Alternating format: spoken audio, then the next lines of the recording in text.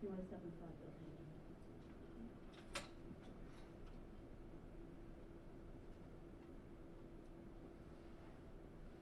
I'm obviously going to move. I'm not going to impact anybody's shot. You're in my shot.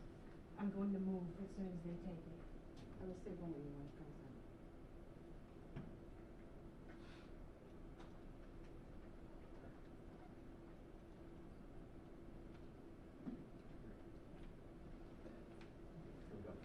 Here we go.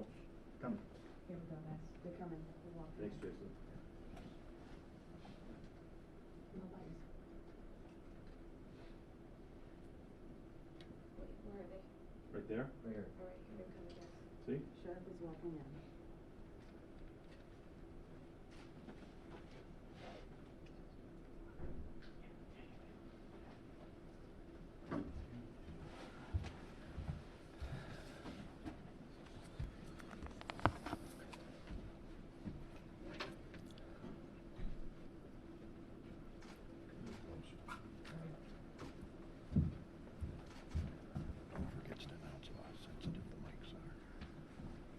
You guys all set on the balance? Sure, Yeah. come just a little bit closer because outside the flag you're cut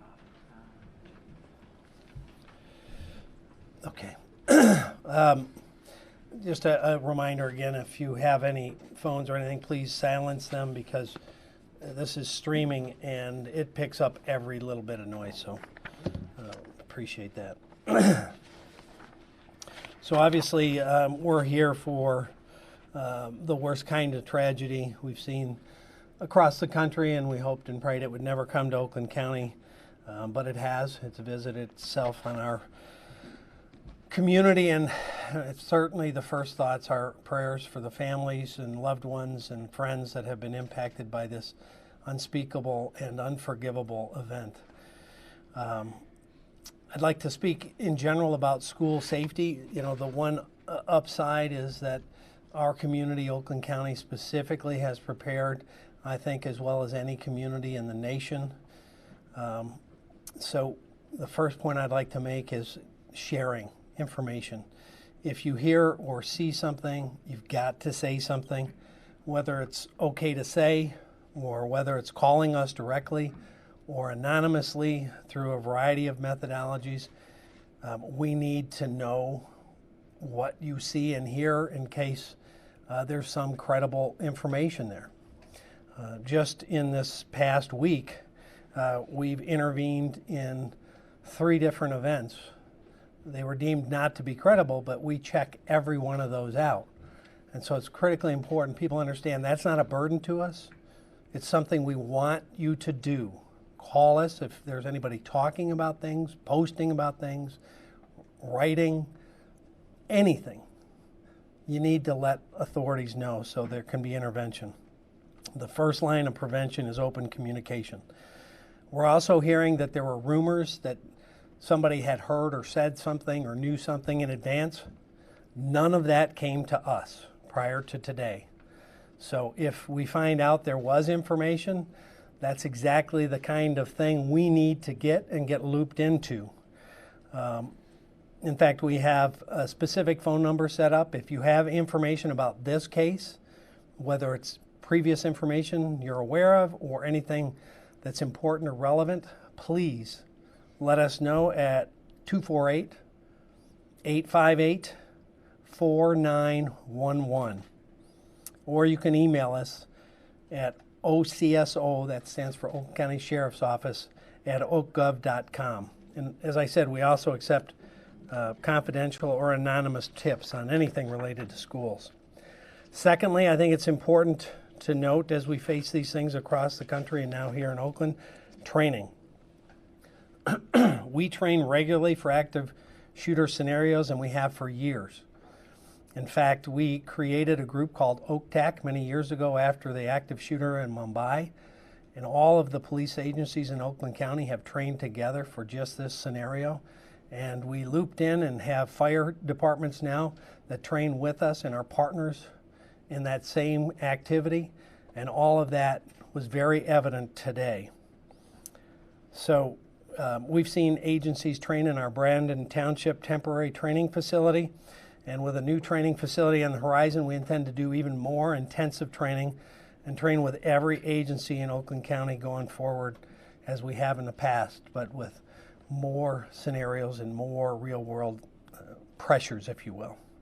Third, after other school shootings around the country, you saw in some scenarios where the officers or deputies didn't go in. They staged or they waited outside.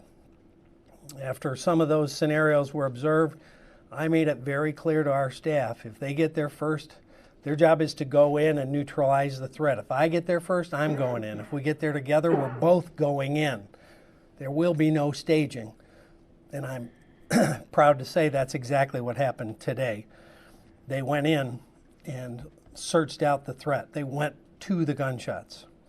Train, train, train is our mantra, and that also includes students, schools, and staff. Oxford has been one of those districts that's been proactive and has been training.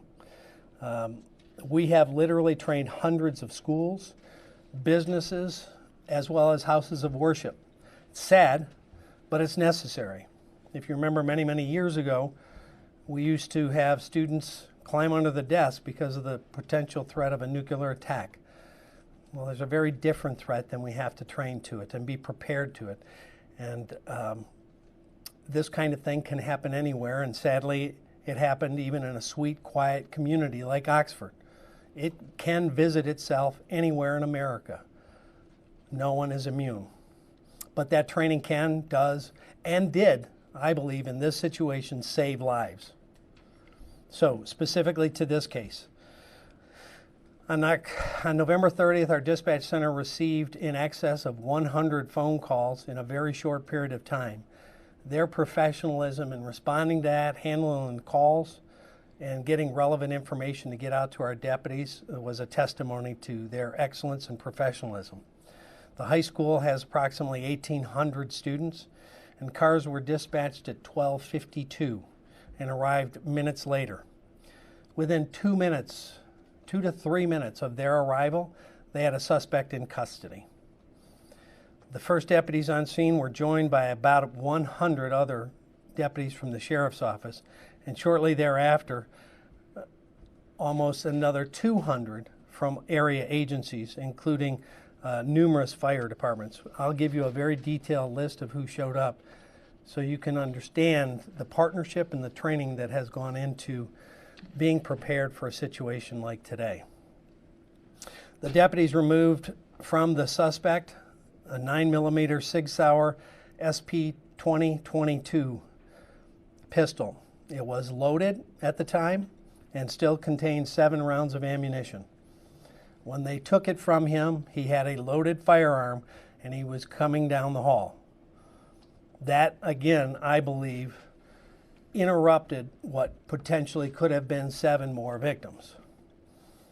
Arriving deputies and officers from other jurisdictions searched the school and evacuated injured students and staff, along with others that were uninjured but clearly panicked.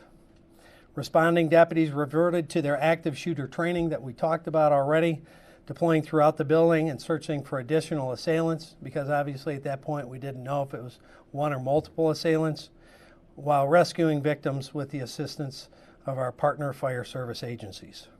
Internal and external command posts were established. Secondary searches were conducted along with securing the inside and outside perimeters.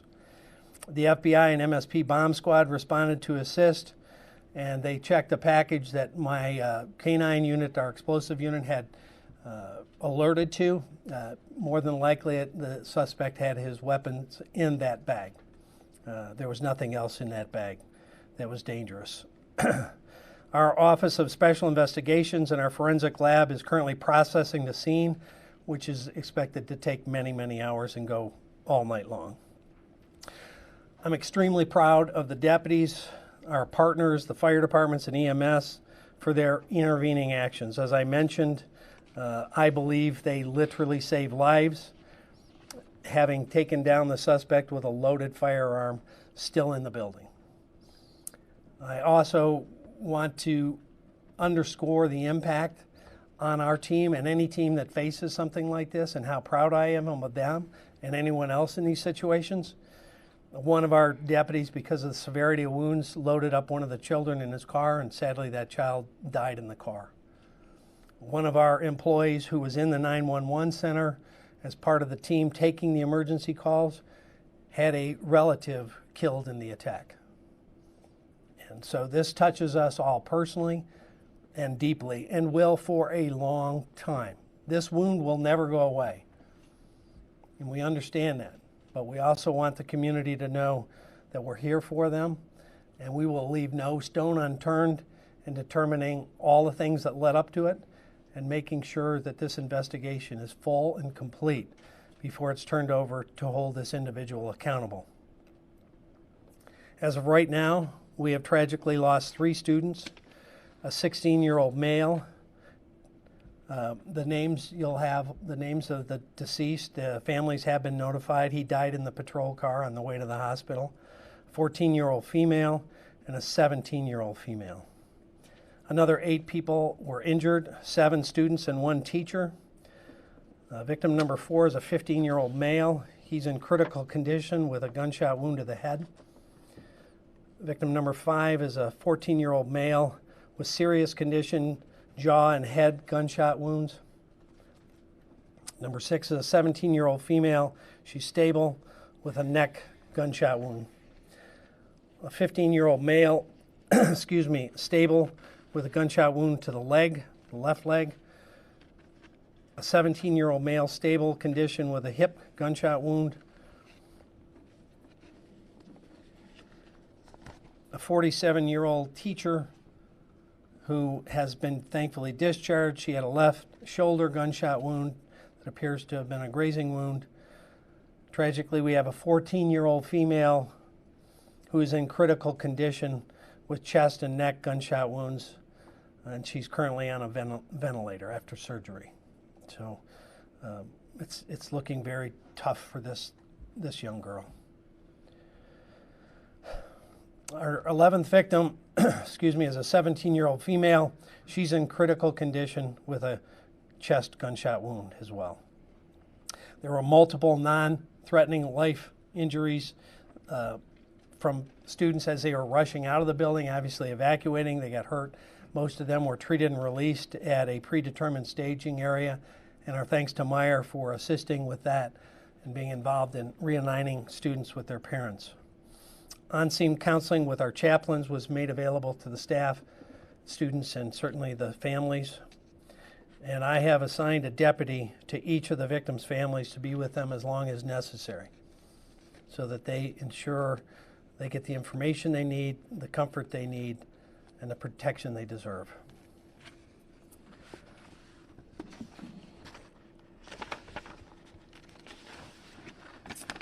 As I mentioned, we have the suspect in custody. He's a 15-year-old male sophomore, a resident of Oxford Village. He was not injured, and he's currently lodged at Children's Village on campus here on homicide and attempt homicide with the approval of the on-duty probate court referee. We cannot identify him at this point because he's a juvenile and he has not been charged as an adult, so there's no ability to identify him at this point. With his parents present, he declined to speak, and they have hired an attorney, so there is no conversation that's going on and no cooperation at that level. Preliminary investigation revealed that the weapon used in this shooting was purchased on November 26th, 4 days ago, by the boy's father. The gun had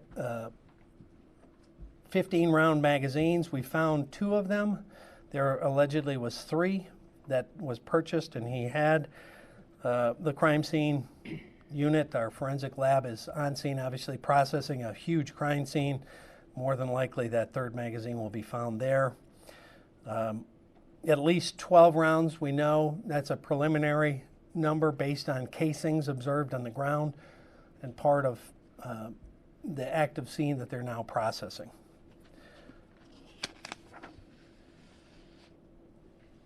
So there's a lot of stuff that we've seen on social media and different chatter and different rumors.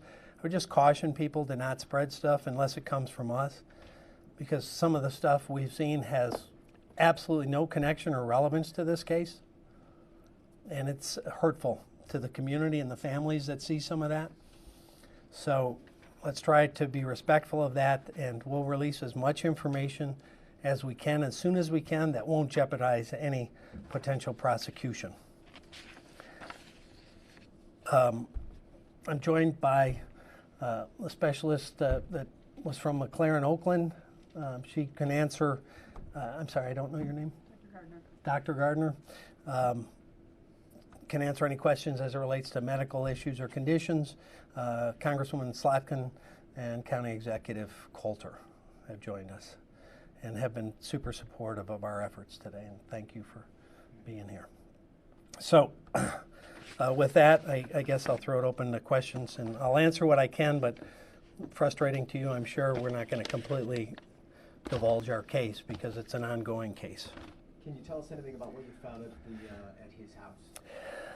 I don't think they've done an inventory of that. The search warrant was executed at the suspect's home. I know that we have seized a phone, and we're in the process of examining whatever was seized. Were there any threats made by this young man prior to the incident that led that maybe this would happen? There was nothing that came to us about prior concerns or threats, and that's part of the investigation, that we have hundreds of people working. Is this his first year attending Oxford High? Did he go to a different school before? I know kids were out due to COVID last year. He's a sophomore. I honestly don't have the answer whether he was there as a freshman. We can try to run that down for you. Did the suspect surrender to officers as they approached him, or how did they apprehend him? As they were coming down the hall, they saw him, and he put his hands up, and they took a gun and took him into custody. Did he say anything? No. Do you have any indication why the father bought a gun 4 days ago? As I said, they're not talking to us. Sheriff, you mentioned a social media post. There appears to be one that we've seen that appears to come from the suspect with a picture of a gun posted. Can you tell us about that at all? It's my understanding, again, that this was a recent weapon purchase, that he had been shooting with it and had posted pictures of a target and the weapon. That's all part of what's being looked at. We're going to do a deep dive on the social media and all the activities of this young man. But the gun that you did describe appears to be the same weapon that was... It does appear to be so, yes. Did the shooting start in a classroom and spill out into the hallway, or was the student in class, or did he just... The problem for us is we can't be too specific on that because they're just now getting into processing.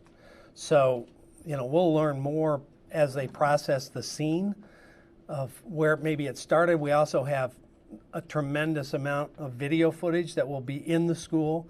Oxford's very proactive with cameras, so our detectives are going to have to really deep dive all of those video cameras and review exactly what and where and when. The only information I had is that he came out of a bathroom with the weapon, and I don't know where he went first. So, Hey, Sheriff, just to be clear, on the social media, just once more, some students have said that they had seen some threats on social media, and some had reported those to authorities. Can you say whether that happened or not? well, I would love them to contact us because we got none of it.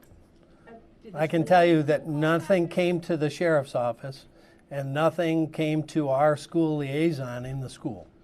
Are you familiar with the school sending out an email assuring parents that there was no threat? We have seen an email like that the school sent out. We've been kind of busy. I'm not Is that aware the what. one on November 11th? 11, yeah. Yeah, that was related to an incident outstate, out of like. Oh, that was a Kansas or different one we that was investigated. That was a completely different. That's where there's a lot of cross pollination for some folks that are occurring on this. They're putting old posts or letters to today's event. There was one with a deer head, had nothing to do with today. There's all sorts of. That's why I'm saying, please ask us, because a lot of these that turned out to be nothing. It was actually in a different school, had nothing to do with Oxford, and we were able to determine that. And they sent out the letter and said there's no threat. And just to be clear, will he be tried as an adult? Whoop! I got too many. Say that. There's a lot of people who have been telling us this boy, this 15-year-old, was bullied. Is there anything to lead you to believe that he was having trouble at school, any disciplinary action, anything before today? We don't have anything on that. Again, we have no contact with that young man, have had nothing to suggest there's been disciplinary or problems with him at the school.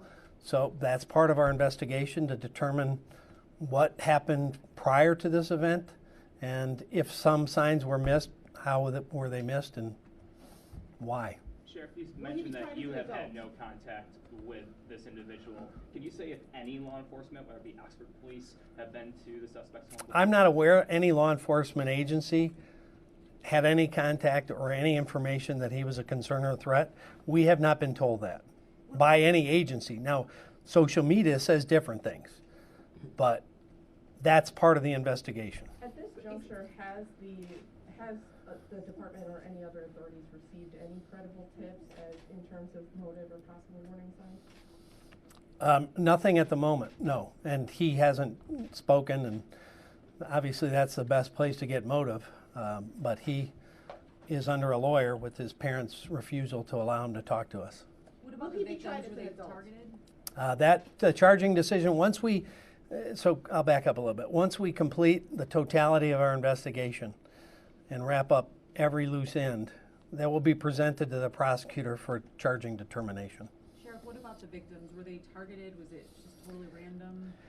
That will be part of the investigation. Again, we don't know where he went first or why. He didn't tell us, and so we're going to have hundreds and hundreds of hours reviewing the videos of the school to look at his movements, to see if there's any pattern to it or if there's any past history to it.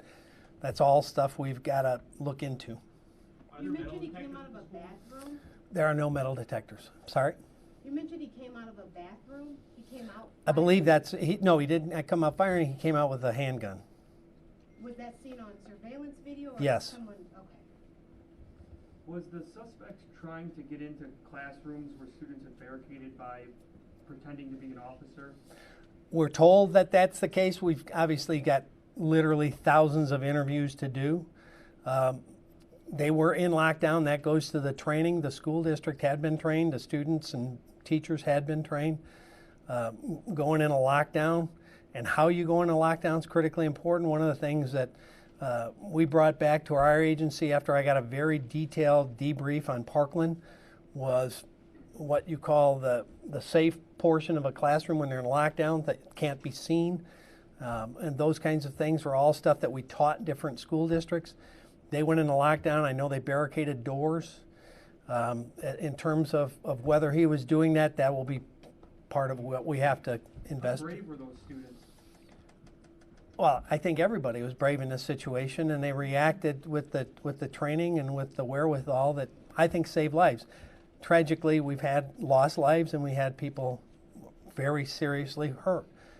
But again, had there not been intervention by our deputies with 7 rounds in the weapon and the students and teachers locking themselves down and barricading doors, we might be, if it's possible, in a worse situation. Do we expect an arraignment as early as tomorrow? It's hard to say. You know, we've got to get enough of the basics done before the prosecutor can make an informed charging decision. What are the chances the parents could face any charges? That will all be up to the prosecutor. Ultimately, we're going to present everything, how it played out, and you know, whatever applicable thing I presume they'll charge, we certainly want it charged. Do you have an anticipated timeline for when the investigation might be complete? I can't even guess. I don't know what they're going to find in the school. I mean, it's going to take a tremendous amount of work to go through the school evidentiary, our forensic, and our crime lab, and that's going to take hundreds of hours to go through videos. And then we have to individually interview everyone that was in the school. So you can kind of see the Herculean task that is ahead to get it done right. What is important for the students and the families to do going forward? Because this is traumatic for all of them. What do you want families and students to be focusing on and doing as they're not in school and trying to process what just happened? Well, first, reach out for support.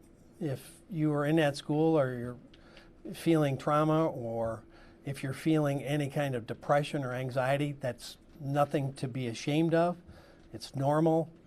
Ask for help. We've got chaplains available. We have access to counseling and psychiatric assistance. That is normal. We encourage people not to be afraid of seeking help. When you're in a traumatic situation, lots of times you need help forward. So we would encourage them to get that, not shy away from it, talk to their kids about it, what they're feeling, get them the help they need, and let them know that it is normal to feel this way, that it is punishing to be in a situation where you have that danger around you. I've been in a lot of terrible situations and seen a lot of deaths, and it never becomes normal. And if you've never been around it, it's even worse. So that would be my first thing to family and friends. Get help. Don't be afraid to ask. Secondly, again, be aware. If you see something, say something. If you're in any other school or this school, that is our best preventive method, is to share information so that we can send somebody out, even if it sounds implausible. I was mentioning a previous case. One of the cases we interrupted was a 6-year-old that had talked about shooting somebody at school, and another 6-year-old heard it and told their parents. The parents didn't dismiss it and told the school. The school didn't dismiss it and called us. We had deputies that stopped that 6-year-old on the way into a school with a gun.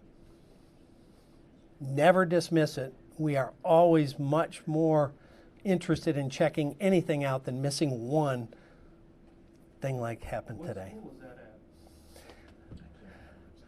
at? It was like 10, 15 years ago. If you remember the case in Flint where the 6-year-old shot and killed someone, it was about a month before that we interrupted one. How does the level of training that you've done in Oakland County compare to other districts? I think, you know, I'm very involved on the national level, and I would put Oakland County's cooperative training with police and fire at the top tier of anybody in the country. OCTAC, as I mentioned, was created in response to Mumbai, that we have to better train together so that there's no hiccup and no moment where you have to go, what are you going to do when you go through the door? Okay, I'll go right, you go left. They have to know immediately, hand in glove, we're going in and we're doing this almost dance to immediately go save lives. And we're going to look for that threat, and everything else is secondary. Because every second you wait, that person could hurt another person and another person. So you got to go to the gunshot and you've got to interrupt it. And that's what they did today. I was actually referring to the training you do with the schools, though, with students and teachers. I've had multiple teachers and students say they've had a lot of training.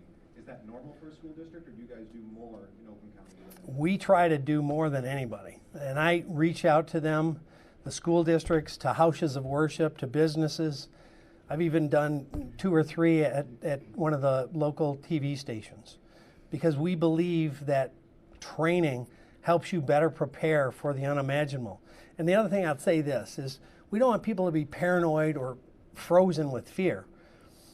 we want them to be prepared and situationally aware. So what I tell people is, like, when you go into a theater, when you sit down, look to see where exits are other than the one you came in. Not just for an active shooter in a theater, which we've seen around the country, but what if there's a fire? What if there's a tornado? What if there's anything? How do you get out? Where do you go? Situationally aware. And training in businesses or in schools gets people better prepared. What if something happens? Where do I go? What do I do? And how do we react? How do you barricade a door? Is this the best room to go to? If you're a teacher with kindergartners, you probably can't run. If you're a teacher on a ground floor with an outside exit and you've got teenagers, running is probably the best thing, because we teach run, hide, fight. If you can get away from it. If you can't, shelter in place, protect yourself. If they breach that area, you've got to fight to defend yourself. We teach that constantly, and we offer that constantly and year round. And to my training unit, I'll say, well done. Does his accuracy of firing that weapon strike you? It's hard to say until we know the totality of rounds fired. We review the video. I mean, obviously, you don't have to be terribly accurate if you're right next to someone. So we have to review all that. Was he this close to some of? We don't know that yet. As far as you're aware, the father bought guns before, or was this his first purchase? Were there other guns in the home? That we don't know yet. That's part of the investigation. Sheriff, I know you touched on this earlier about what was discovered, taken, not taken from the suspect's house. There's video potentially of what appears to be guns being taken from the home. Are you aware of that at all? Again, I haven't got the tally sheet of what was seized, other than I know that things were taken, including we have his phone. Sheriff, you mentioned a bag that a dog had a hit on. Was that a bag that was believed the suspect carried in that day? We believe that was his backpack. So more than likely, the weapon was in there, and probably some residual triggered our dog to key on it. Is there any safeguards for, students coming, like, are their backpacks checked? I mean, you said there's no metal detectors. No, the vast majority of schools in America don't have metal detectors. Can we hear from perhaps the representative from McLaren, who are able to talk about any of the patients and their injuries without, I think the sheriff did a very good job of describing all the injuries that. You want to come over here? The mics are here. We had 6 patients that came between the 2 McLaren facilities. McLaren Oakland received 4. 2 were they're stable at this time. 1 was discharged home, and 1 is critical condition. The 2 that we received at Lapeer, it was, as the sheriff described, a shoulder injury, extremity injury that was discharged safely home, and the 14-year-old has been transferred to Hurley PICU for further management and care in a pediatric intensive care. Dr. Gardner, can you spell your name for us? TRESSAGARDNER. The sheriff has talked a lot about his training. Is this what your team also trains for? Exactly. We're in a partnership together. The quick notification from the sheriff's department initiated the activation of our trauma team. It's a whole cascade for the hospital. We established our incident command. We shut surgeries down, opened up our OR suites, called in our backup surgical teams, activated our ICU, as well as additional nursing staffing. Yes, sir. Dr. Gardner, based on where we are with COVID, did that and how many hospital beds are being taken up play a role into this at all? Did not play a role today. We had, as the spirit of our team at McLaren, the nursing team, the tech team, the physician team, everybody was calling in as an incident command. People were available to come in, and we know the condition that we're in currently. They came in, and I cannot celebrate them enough today. They are parents, they are grandparents, they live in the Oxford community. They were there for the victims today.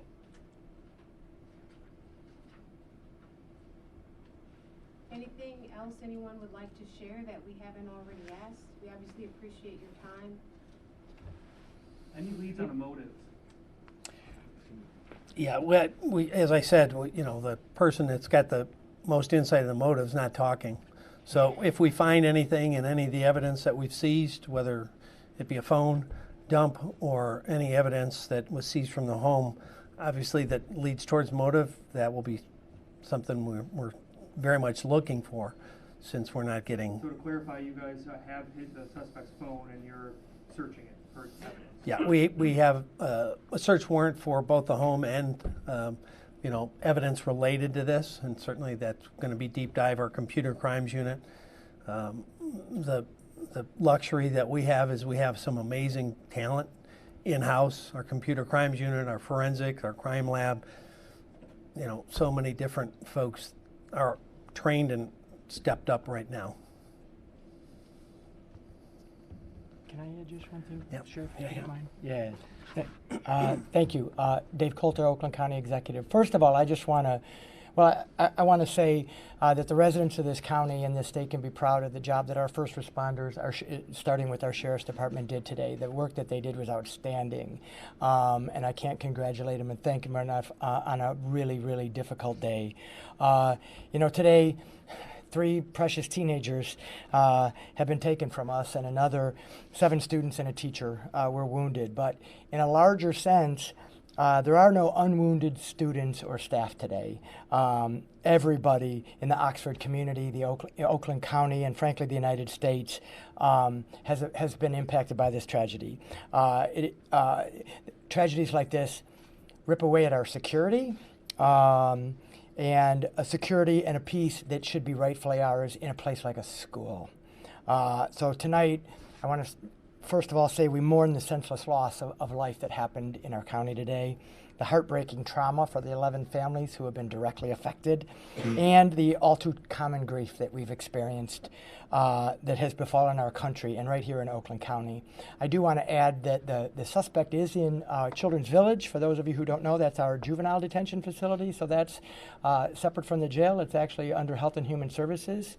He's on a suicide watch tonight, so we're checking on him every 15 minutes in a special cell to make sure that there's no self-injury to him. We've operated our emergency operations center all day in support of the lead department, which is the Sheriff's Department, but we've had people from the Health Department, the Michigan State Police, Public Information, ISD, Oakland County Schools. One of the things they've done is help to coordinate what's really going to be a massive effort of offering grief counseling to the students, because there are so many students there and there's only so many grief counselors available, so they've been doing a great job of coordinating those folks as well. So this was a partnership effort on a very tragic and sad day in Oakland County, and our hearts obviously go out to the families, but I want to make sure I also recognize and thank the sheriff and his team for just an absolutely outstanding job today. Thank you.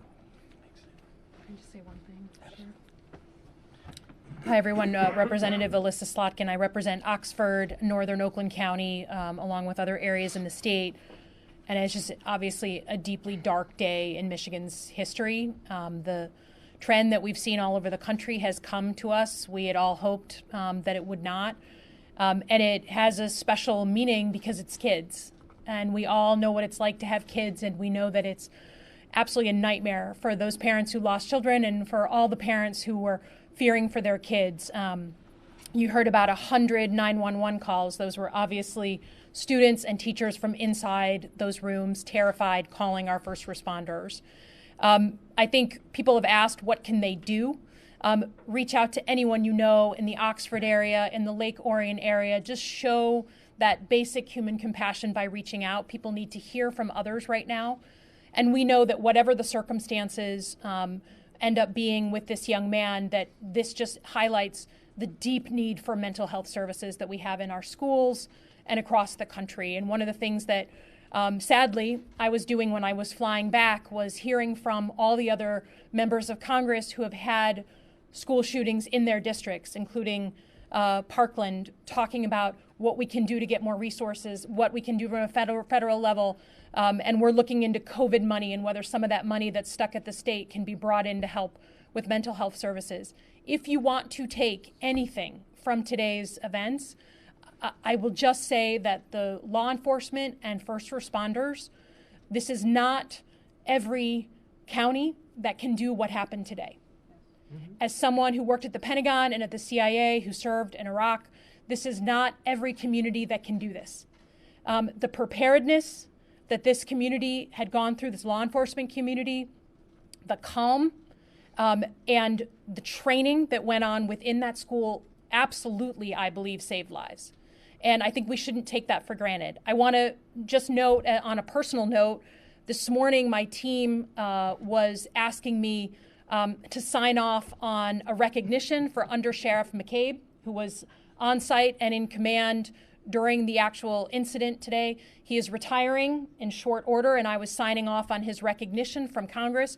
I want to give him a special shout out, because to be so close to retirement after over 40 years of service and to be handling this kind of incident, obviously we benefited from his wisdom and from his experience today, and I want to thank him personally, in addition to Sheriff Bouchard, who has done so much to prepare us for, unfortunately, these tragic events. So thank you, and take heart that our community is coming together to support this community of Oxford over the long term.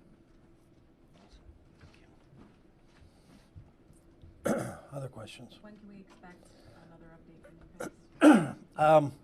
you guys? Really, it's hard to say when the next update was. I think, we wanted to get this as much out as we can, but the more information now as we go a little farther forward, we don't want to jeopardize the case or any details that ultimately will be revealed in court or in any potential prosecution. So it's kind of as needed. Certainly feel free to reach out to us, and we're an open book. We get a hold of you guys a lot at odd hours, and happy to do Zooms and all that stuff.